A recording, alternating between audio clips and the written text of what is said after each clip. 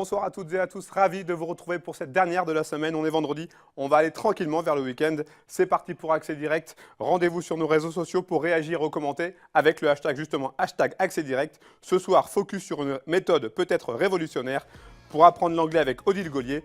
Sophie Sesmat, notre spécialiste en art populaire, viendra nous présenter sa petite sélection d'objets. Et en fin d'émission, vous retrouverez la rubrique Dans mon calepin avec Camille Copin. Olivia, bonsoir. Bonsoir. Allez, encore un petit effort, je disais, c'est bientôt le week-end. Oui.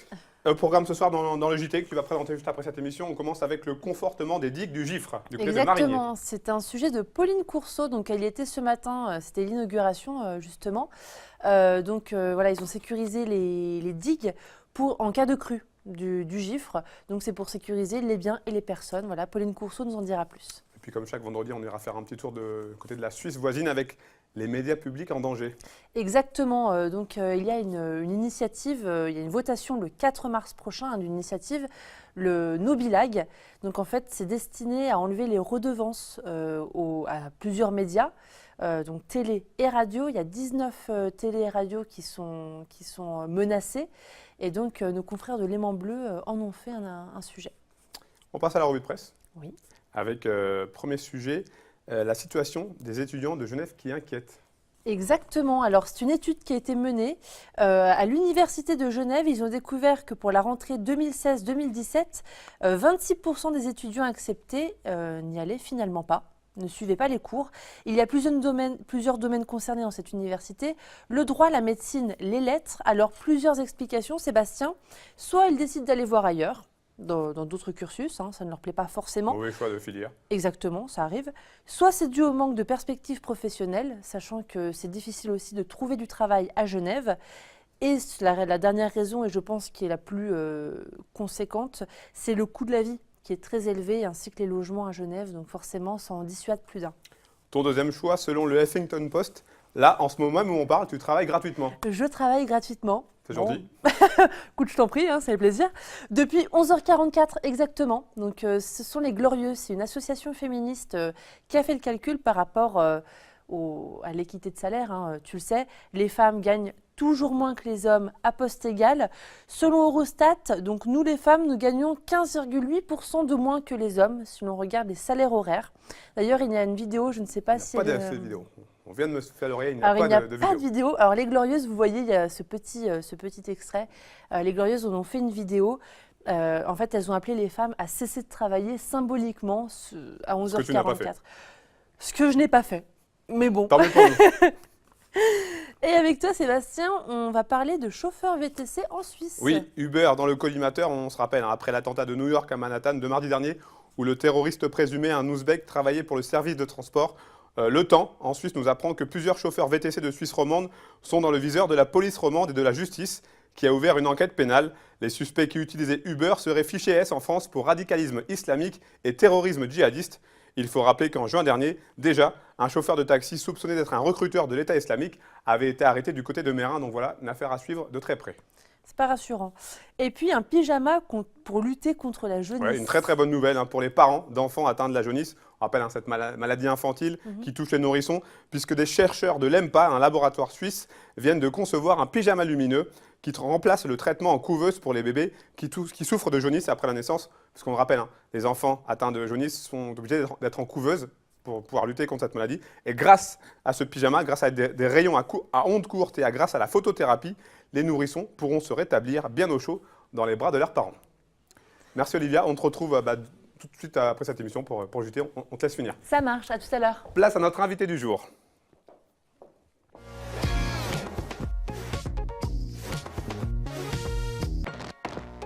Merci d'être sur ce plateau. Alors comme ça, vous proposez une méthode d'apprentissage de l'anglais plutôt originale.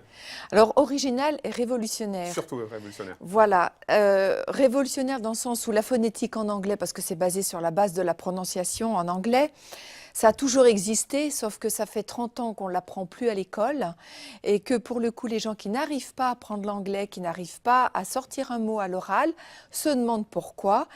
Et je récupère comme ça des adultes et comme des juniors qui ont différentes difficultés d'apprentissage, mais pas forcément graves. Mais à partir du moment où ils n'arrivent pas à apprendre l'anglais, il suffit de reprendre toute la base de la phonétique et donc de faire le lien entre ce qu'on écrit et ce que l'on entend. Vous êtes linguiste de formation spécialisé en phonologie. Déjà, une petite précision. Quelle est la différence entre phonologie et phonétique? La phonétique est la manière d'écrire les sons avec non pas des lettres, mais des symboles phonétiques. La phonologie, c'est toute la science qui s'occupe des sons dans une langue.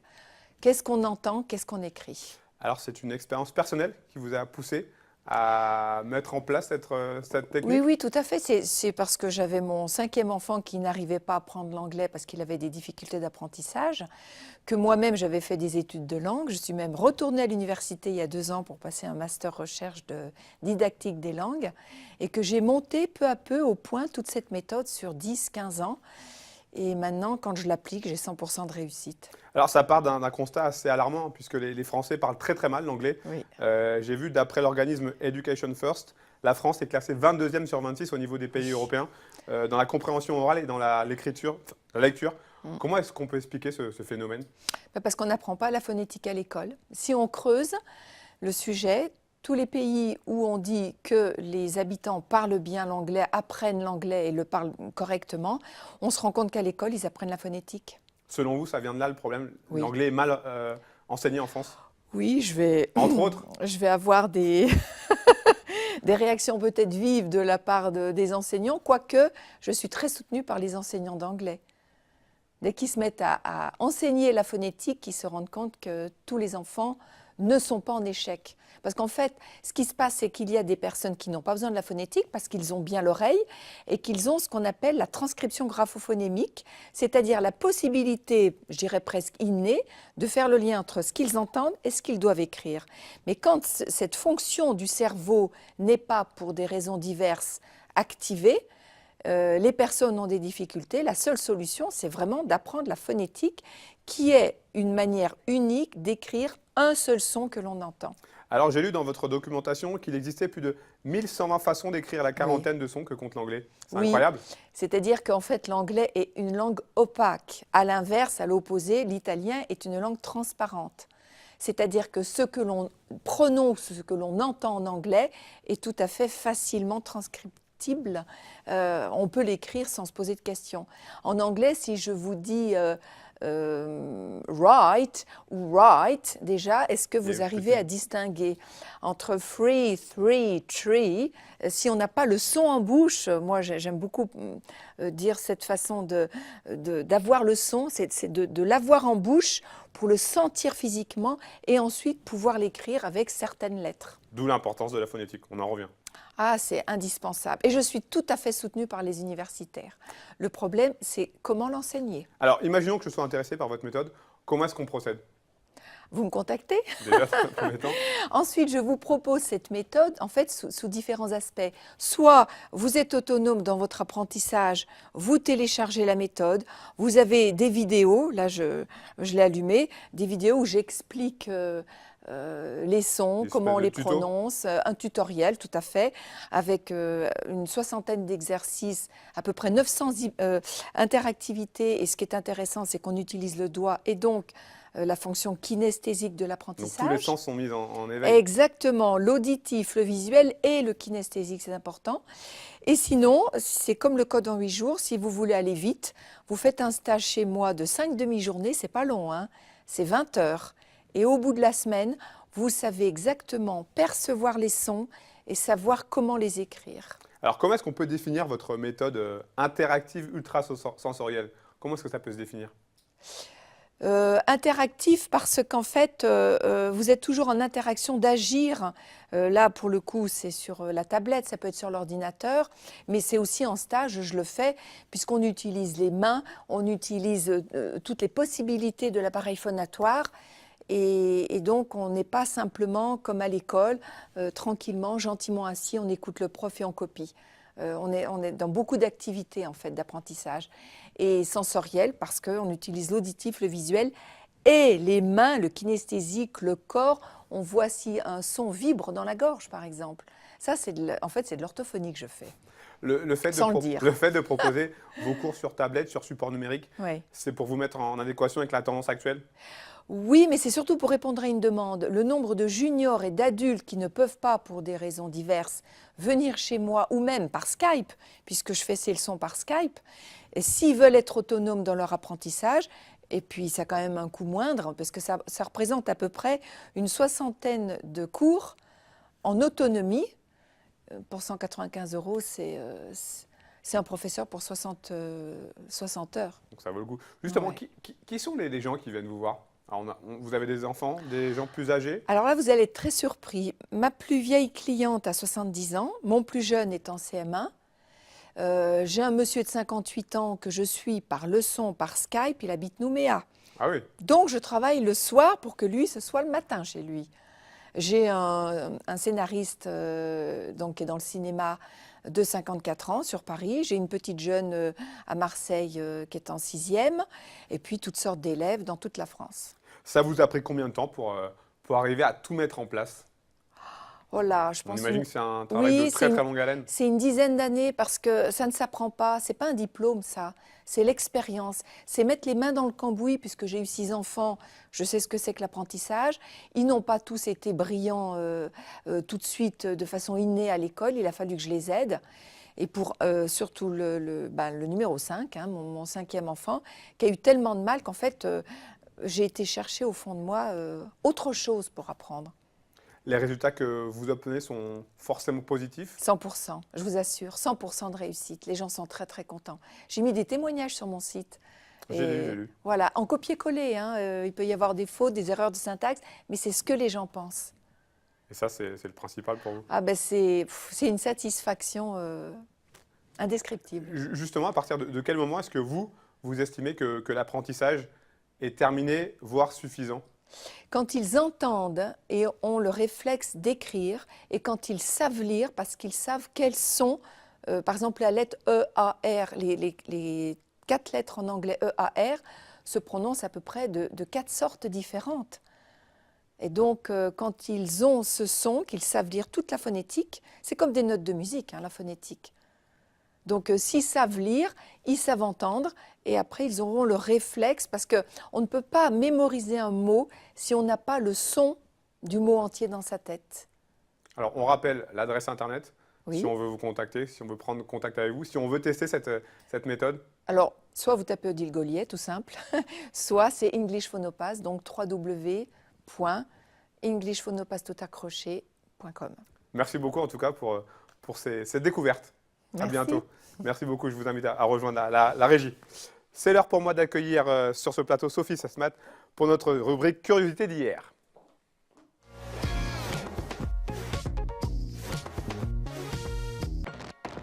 Très heureux de te retrouver. Alors on rappelle, hein, une fois par mois, tu viens sur notre plateau pour nous expliquer, pour nous raconter des histoires sur plein d'objets Sur plein dont d'objets. tu es passionné. Exactement. C'est Alors mon ce métier. soir, au programme, on va parler notamment de la Toussaint. Exact, tout à fait. Alors, comme tu le sais, j'ai l'habitude de me caler soit sur les saisons, soit sur le temps religieux. Là, j'ai mêlé un petit peu les deux et j'ai essayé de trouver des objets emblématiques du mois de novembre. Alors, on va commencer par le 1er novembre, qui effectivement, c'est le jour de la Toussaint. La Toussaint, on est tous peut-être allés poser des fleurs sur les tombes de nos défunts. Eh bien, il faut savoir qu'autrefois, la Toussaint était régie par des règles, et ces règles, elles sont liées au deuil. Et donc, j'avais très envie, de parler aujourd'hui des bijoux de deuil. Parce qu'il faut être bien apprêté. Alors, je vais t'expliquer. Il y a des véritables règles à partir du moment où on prend le deuil. Mettons, par exemple, que je perde mon mari. Eh bien, je dois porter le deuil pendant 2 ans. 2 ans. 2 ans. J'ai 1 an pendant lequel je dois porter le grand deuil. Donc, je dois être habillée de noir. Alors, il y a un type de vêtement qui est réglementaire, mais il n'y a pas qu'un type de vêtement. Il y a aussi les matières. Je suis obligée de porter de la laine, du cachemire et tout type de lainage. Pendant cette année, c'est une vie très austère que je vais mener. C'est quelque chose de très glauque en fait, parce que, par exemple, j'ai pas le droit de sortir, j'ai pas le droit de fréquenter les gens, de sortir trop de ma maison. C'est une véritable vie monacale. C'est un véritable temps de silence, un peu reclus. Et puis après, je vais avoir 6 mois.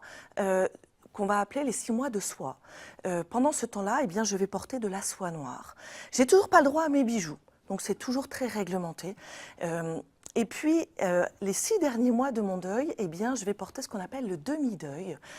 Et pendant cette période de demi-deuil, je vais avoir le droit de porter des vêtements d'une autre couleur que noir et de d'autres matières. Donc, je vais pouvoir commencer à porter du violet, du violine, du gris. Et je vais recommencer à porter des bijoux, puisque bien sûr... Une espèce de renaissance. C'est ça, En c'est un quelque peu ça. sorte. Alors, il faut savoir que quand on a terminé sa période de deuil, donc de 2 ans pour une femme et de seulement un an pour un homme, alors pourquoi cette différence? Pour des raisons évidentes de maternité et puis d'héritage, bien sûr, parce que si eh bien, je perds mon mari et que je suis enceinte, eh bien, je ne suis pas héritière entièrement de mon mari. Et il faut savoir, par exemple, que la femme en Haute-Savoie, eh bien, elle a la chance de pouvoir hériter de son mari et de pouvoir aussi hériter de ses parents si elle n'a pas été dotée au moment de son mariage. Alors justement, donc j'étais venue avec des petits bijoux, donc qui sont ces bijoux de deuil, donc on porte dans les 6 derniers mois du deuil, et qui sont finalement, allez, hop, il faut en prendre, il faut les voir, qui sont des bijoux assez austères, donc tous noirs, Effectivement. qui sont Tout faits avec des motifs qui sont pas très variés, des choses très simples. Ils sont faits donc en verre noir ou bien en jet. Alors le jet, c'est une matière minérale qui se reconnaît assez bien quand on la prend en main. Elle est très brillante, c'est quelque chose qui casse. Donc c'est pour ça qu'on n'en a pas toujours dans les familles, on ne les a pas forcément reçus en héritage, parce que ça s'est vite abîmé. Et puis quand c'était en bakélite ou en matière composite, eh bien, comme celui-ci, qui est accroché à son voisin, eh bien, souvent ça s'est décoloré. Alors c'est plus très joli, déjà que c'est des motifs un peu austères, et on se retrouve avec des choses, bon allez hop, celui-là il a décidé de se choper un copain. Et donc, eh bien, on se retrouve avec des choses assez austères. Les motifs, c'est des rayures, c'est des petites fleurs, quelques strass pour montrer... C'est assez classique, on va dire. Oui, ce sont des choses sans beaucoup de fantaisie.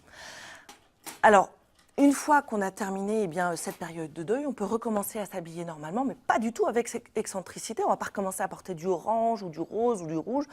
Il faut commencer par des couleurs très simples. On recommence par, même pas du blanc, mais un espèce de gris un peu passé, un peu de crème, un petit peu de marron, des couleurs taupe, un peu qu'on aurait aujourd'hui. Mais voilà, on recommence progressivement à reprendre une vie sociale et l'ensemble de la famille, puisque les enfants peuvent porter le deuil à partir de 12 ans. Et les tout petits, donc à partir de 4 ans, portent le deuil, mais uniquement quand ils ont perdu leur papa et leur maman. Soit l'un, soit l'autre, pas les deux, on espère d'un seul coup. Mais voilà, par exemple, un enfant qui a perdu sa maman, à 4 ans, il peut commencer à porter le deuil de sa maman.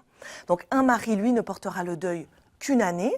Il a une période de 6 mois de deuil noir et puis une période de 6 mois avec des couleurs grises ou des couleurs plus simples. Et le paysan, lui, bien sûr, pour beaucoup qui sont désargentés, ils n'ont pas les moyens de changer leur garde-robe. Et de fait, la bienséance sociale va leur permettre de pouvoir adapter leur tenue. Et pour ceux qui sont les plus pauvres, un simple brassard noir fera office de prise de deuil. Ils ne sont pas obligés de changer complètement leur tenue s'ils n'ont pas les moyens de le faire. D'accord. Deuxième partie, il me semble, la bouillotte. Exactement, la bouillotte. Tout à fait. Puisque, il y a un dicton du mois de novembre qui dit, quel que soit le temps de novembre, commence le feu dans ta chambre. Alors, ça veut dire quoi? Ça veut dire qu'à partir du mois de novembre, on commence à avoir froid. Exactement. Et donc, alors, il faut savoir qu'un paysan moyen, en 1850, il vit 43 ans. Bon, c'est pas beaucoup, mais à la fois, ça lui fait passer 130 000 heures dans son lit. Ça vous donne une idée du temps qu'on passe. Et quand on n'est pas bien dans son lit, c'est pas bien, c'est pas très chouette. Et pourquoi est-ce qu'on pourrait ne pas être bien dans son lit en 1850? Parce qu'on peut avoir froid. Je vous ai amené un drap, un échantillon de drap d'autrefois pour vous montrer à quel point le drap est épais. Et qui dit que le drap est épais, dit que le drap prend l'humidité, bien sûr. Et donc, à partir du... J'aurais pas pu vivre à cette époque. Non, moi non plus, moi non plus, c'est sûr. À partir du mois de novembre, c'est une obligation. Il faut commencer à chauffer les maisons et les chambres pour ne pas avoir froid. Ça fait partie des 2 préoccupations des paysans, se nourrir, pour pouvoir avoir des bras pour travailler, continuer à se nourrir. C'est un cycle un peu infernal. Et se chauffer, bien sûr, puisque quand on ne se chauffe pas, on tombe malade quand on a froid. Et autrefois, c'était pas évident pour des villages très isolés d'appeler un médecin. Donc, lorsque vous tombiez malade, c'était très compliqué. On allait d'abord voir le guérisseur, parfois le curé, la sorcière, pour essayer de se soigner. Donc, il fallait en fait à tout prix ne pas tomber malade. C'est le contraire. Il fallait se prémunir de ça. Et pour pouvoir se prémunir des maladies, on chauffait son lit. Alors, il y a 2 manières de chauffer son lit. Il y a l'eau.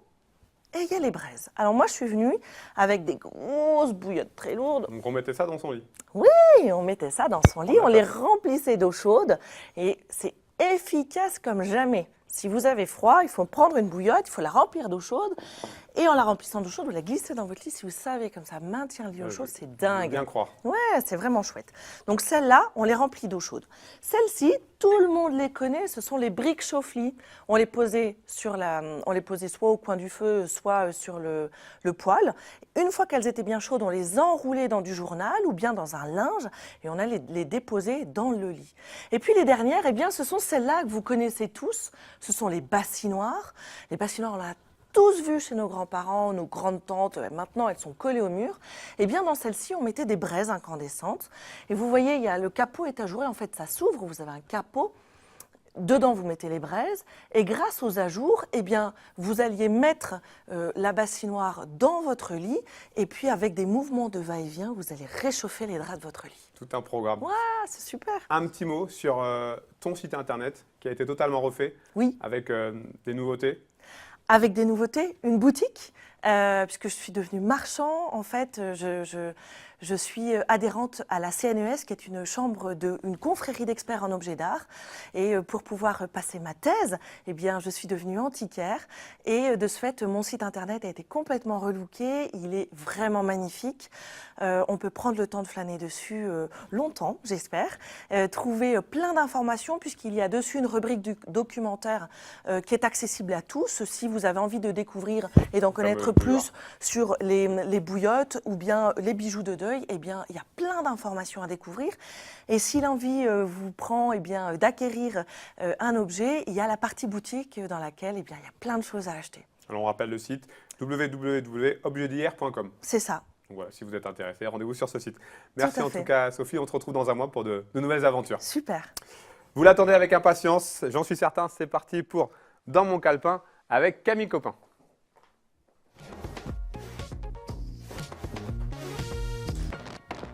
Alors Camille, comment ça va dans ce vendredi? Eh ben ça va comme un vendredi. Plein de choses à nous proposer ce soir, j'imagine, pour ce week-end. On démarre avec une épreuve bien sympathique du côté de la Balme de Sillingy. Oui, la semaine dernière, je vous en avais parlé. C'est donc les 24 heures du lac de la Balme. Et comme c'est ce week-end, je fais une petite piqûre de rappel pour les intéressés. J'ai par Skype Frédéric Miolani, qui est le responsable de l'événement. Je ne sais pas s'il m'entend. Il est là. Oui, je vous entends. Super. Bonjour. Bonjour. Donc vous êtes le responsable de l'événement et vous êtes également un grand adepte des courses longue distance, de ce que j'ai pu comprendre.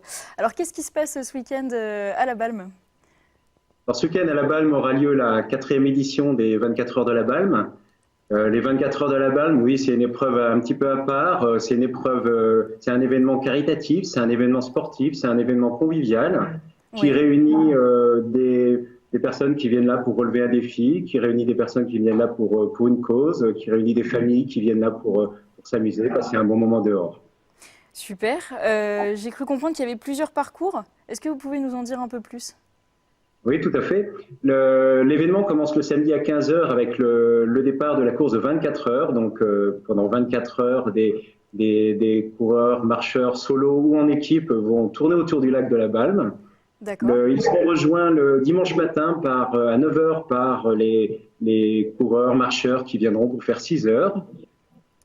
Puis à midi par ceux qui viendront faire 3 heures. Et pour finir à 14 h, ceux qui viendront donc faire plutôt un format peut-être un petit peu plus grand public pour 1 heure de parcours autour du lac. D'accord. Et pour les équipes, il y a un nombre maximum de participants autorisés ou on peut venir autant qu'on veut? Alors, sur la course des 24 heures, le nombre maximum de participants est de 9. D'accord. Et il est de 6 sur les courses plus courtes. Il n'y a pas de principe d'équipe sur la course d'1 heure. On laisse tout le monde courir ensemble. Oui. Okay. Et il faut noter également que le dimanche matin, nous organisons également des courses enfants, donc autour du jardin de la Balme ou autour du lac. Donc de 9h30 à 10h30 pour les enfants qui viennent également participer à l'événement. Ok, super. Et j'ai cru comprendre que c'était au profit d'une association. Est-ce que c'est bien ça? Oui, tout à fait. Nous nous retrouvons, c'est même le but premier de la manifestation. Ce n'est pas une manifestation compétitive, il n'y a pas de classement. Nous venons courir, marcher autour du lac pour une cause, une cause qui est la recherche contre le cancer pédiatrique, contre le cancer des enfants. Et nous soutenons donc l'association K-Valentin à l'occasion de cet événement et depuis la création des 24 heures. la majeure partie des recettes de la manifestation sont reversées à l'association, donc pour soutenir la recherche contre le cancer de l'enfant, qui est une recherche qui est assez peu soutenue sur le plan national. Donc on est très heureux d'apporter notre pierre à l'édifice. Bon, bah super. Vous attendez combien de bénéfices? Parce que je crois que l'année dernière, c'était à peu près 2 000 €. Vous attendez un petit peu plus ou pas? On espère que petit à petit, l'événement fait sa place en ce premier week-end de novembre. Oui, on espère bien sûr plus. Je crois que c'est important vraiment de soutenir Qu'à-Valentin. Année après année, notre manifestation se développe et j'en profite pour faire appel à des partenaires puisqu'on souhaite vraiment passer un cap complémentaire pour vraiment soutenir pleinement l'association Qu'à-Valentin. Super. Et vous la courez cette course ce week-end? Alors, je la cours plus malheureusement maintenant, j'ai les contraintes de l'organisation. Bon, pour tout dire, je me fais quand même en général un petit semi-marathon pendant la nuit pour aller soutenir ce voilà. D'accord, ça marche. Et merci beaucoup en tout cas. Et puis bon événement alors et bon week-end. Et merci, à très bientôt. Merci, au revoir. Camille, on continue avec encore du sport. Encore du du BMX. sport. Exactement, c'est la 4e manche de la Coupe des Lacs de BMX, donc il y a 6 manches. La finale aura lieu, je crois, le 19 novembre, le dimanche 19 novembre à Genève. Donc voilà, avis aux amateurs de BMX, ça se passera sur le terrain de bicross de l'avenue de Gévrier à Cran-Gévrier, dimanche 5 novembre à partir de 10 h. On en a parlé cette semaine dans Accès Direct, le premier salon détente nature et bio du côté d'Aix-les-Bains. Exactement, c'est organisé par Radio Aix-les-Bains. Donc ça aura lieu au Salon Lamartine du Casino Grand Cercle, donc à Aix-les-Bains. Au programme bien-être et bio, donc au niveau du bien-être, j'ai noté un petit peu des thérapeutes, du chronomassage, des bijoux énergétiques, de l'art-thérapie, de la sophrologie, enfin voilà, il y a de quoi faire. Et niveau bio, on aura des cosmétiques, des soins visage, de la nutrition aussi, c'est important de savoir ce qu'on mange, donc des terrines, des jus de pommes, Tout pour voilà, bien se sentir. un petit peu de tout. Et donc ça a lieu du samedi 4 novembre au dimanche 5 novembre, de 10 h samedi à 19 h dimanche. Et puis l'entrée sur le salon est à 3 € et gratuite pour les moins de 15 ans. Un petit peu de littérature, côté d'Annemasse. Oui, à Château-Rouge, à Annemasse, l'entrée est libre. Ça aura lieu donc samedi 4 novembre de 9 h à 19 h. Il y aura des débats, des lectures, des dédicaces. En gros, ce qu'il faut savoir, donc il y a comme point fort la remise du prix Lettres Frontières 2017. Donc chaque année, 10 ouvrages sont sélectionnés par le jury transfrontalier. Puis on demande l'avis aux lecteurs et il y a un coup de cœur côté suisse et un coup de cœur côté français. Vous aurez également le coin du libraire où vous pourrez trouver les bouquins des auteurs qui seront sur place et certaines nouveautés. Et de 9 h 30 à 17 h 30, ça je trouve ça plutôt sympa. Toutes les demi-heures, vous pourrez écouter un auteur lire un extrait de son propre livre en fait. Donc ça permet aussi de découvrir une nouvelle façon de lire, je trouve, au bouquin, quoi. On prend la direction de Genève pour un festival de cinéma. Oui, c'est le Geneva International Film Festival. J'espère que j'ai bien prononcé du coup, parce que suite à... Voilà, ça a été créé en 1995. Donc ça explore les articulations entre le cinéma, la télévision et le digital, typiquement ce qui nous intéresse nous. Chaque année, durant 9 jours, c'est une série d'expériences autour de l'image, du son et des nouvelles formes de narration. Il y aura des projections, des conférences, également des performances live et même des installations interactives. Donc voilà, entrée à partir de 9 francs suisses et puis c'est à la maison communale de Plainpalais à Genève en Suisse et vous trouverez toutes les infos sur gif.ch. On reste en Suisse pour la dernière manifestation, une manifestation en honneur du Japon. Oui, c'est l'automne de la culture japonaise, donc c'est tout l'automne à Carouge en Suisse. Ce dimanche 5 novembre de 13 h à 17 h 30, on va apprendre à faire des bento. Est-ce que tu sais ce que c'est, Sébastien ? Tu sais ce que c'est le bento ? Oui, je sais. Ouais. J'aime bien d'ailleurs. Voilà, c'est un Je peu suis assez friand. une boîte repas. Il y a pas mal de petites choses là dans celui-là. Donc voilà, il faut savoir que le bento au Japon, c'est un véritable art. Il y aura 4 temps forts. Il y aura une présentation pour découvrir l'histoire du bento, des démonstrations par des chefs cuisiniers japonais, une exposition de photos et également un petit peu d'origami. L'entrée est libre et pour ceux qui souhaiteraient, il y a également un atelier pour apprendre à préparer son bento pour les intéressés. Donc là, il faut compter un petit peu plus, enfin, il faut compter 20 francs suisses et vous pouvez réserver à mail@japanclubge.ch. Parfait, merci beaucoup Camille pour cet agenda. L'émission se termine. Un petit rappel pour les titres du JT qui vont être présentés par Olivia Boisson. Un reportage sur la digue du côté du Gifre à Marigné. Et enfin, les médias publics en Suisse, assez en danger. C'est à découvrir dans le JT présenté par Olivia Boisson.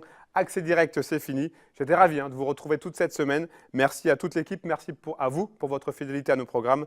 Lundi, c'est Olivia Boisson qui prendra ma place ici sur ce fauteuil. Très bonne soirée et surtout très bon week-end. Merci, prenez soin de vous. Au revoir.